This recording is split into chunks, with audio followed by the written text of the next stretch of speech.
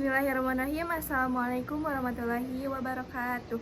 Kami dari kelompok 4 yang beranggotakan saya Nisa Aulia Mufidah dengan NPM 2211000022 dan teman saya Sela Primatu-Sabila dengan NPM 2211000032 dan saya Khairunisa dengan NPM 2211000023. Di sini kami akan menjelaskan tentang proses penyesuaian akrual dan biaya dibayar di muka. Yang pertama, menyeimbangkan buku besar. Yang kedua, sifat dan proses penyesuaian yang akan dijelaskan oleh Sela. Menyeimbangkan buku besar. Menyeimbangkan dan menutup akun buku besar. Menyeimbangkan akun buku besar setelah transaksi untuk suatu periode dicatat, perlu menemukan saldo di akun buku besar. Yang pertama, jumlahkan kedua sisi akun T dan temukan total yang lebih besar. Yang kedua, masukkan total yang lebih besar ke dalam kotak total di sisi debit dan kredit. Yang ketiga, sisipkan angka penyeimbang di sisi akun T yang saat ini tidak berjumlah total di kotak. Sebut angka penyeimbang ini keseimbangan C atau F dibawa ke depan atau keseimbangan C atau D dibawa ke bawah.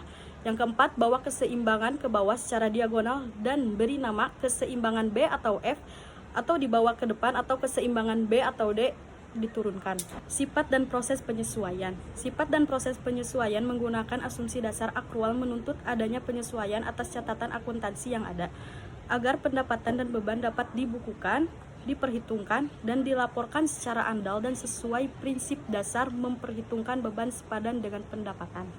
Selanjutnya, prinsip dibalik akrual dan biaya dibayar di muka, akuntansi untuk akrual dan biaya dibayar di muka yang akan dijelaskan oleh Aruni. Prinsip dibalik akrual dan biaya dibayar di muka. Kategori akrual. Yang pertama, pendapatan yang belum diterima. Yang kedua, beban yang belum dibayar. Lalu ada kategori pembayaran di muka. Yang pertama, beban dibayar di muka. Yang kedua, pendapatan diterima di muka. Akuntansi untuk akrual dan biaya dibayar di muka. Yang pertama, pendapatan yang belum diterima, jasa atau barang sudah dikirim ke pelanggan namun belum dicatat atau sudah dibayar atau belum dibayar oleh pelanggan. Contohnya, bunga, sewa, dan jasa yang telah dikerjakan, maka perlakuan akuntansi ke dalam jurnal penyesuaian adalah: yang pertama, akun aset atau naik di sebelah debit. Yang kedua, akun pendapatan naik di sebelah kredit. Lalu, beban yang belum dibayar. Beban adalah seluruh beban yang telah terjadi atau telah digunakan atau dimanfaatkan namun belum dibayar secara tunai. Lalu ada akun beban di sebelah debit, akun liabilitas naik di sebelah kredit. Yang ketiga, beban dibayar di muka. Beban dibayar di muka adalah seluruh beban yang telah dibayar secara tunai namun masih belum dimanfaatkan atau digunakan dan dicatat sebagai aset. Selanjutnya, mencatat jurnal penyesuaian, ringkasan dari proses penyesuaian, dan neraca saldo setelah penyesuaian yang akan dijelaskan oleh saya sendiri. Di sini saya akan menjelaskan tentang mencatat jurnal penyesuaian.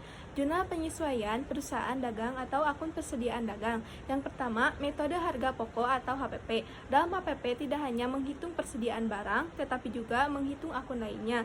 Yang pertama ada akun HPP persediaan barang dagang awal. Yang kedua, akun HPP pada pembelian. Yang ketiga, akun HPP pada beban angkutan pembelian. Yang keempat, akun HPP pada retur pembelian dan PH. Yang kelima, akun HPP pada potongan pembelian. Yang terakhir ada akun HPP pada persediaan barang dagang akhir. Selanjutnya, ringkasan dari proses penyesuaian. Jurnal penyesuaian adalah jurnal yang dibuat untuk menyesuaikan saldo rekening ke saldo sebenarnya sampai dengan akhir periode pelaporan, atau untuk memisahkan pendapatan dan beban dari satu periode dengan periode lainnya.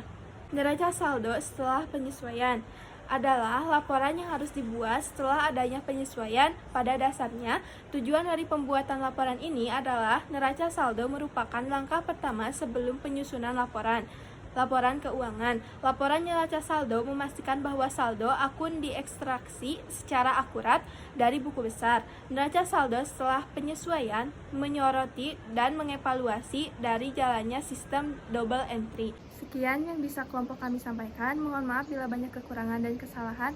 Assalamualaikum warahmatullahi wabarakatuh. Selamat menjalankan ibadah puasa.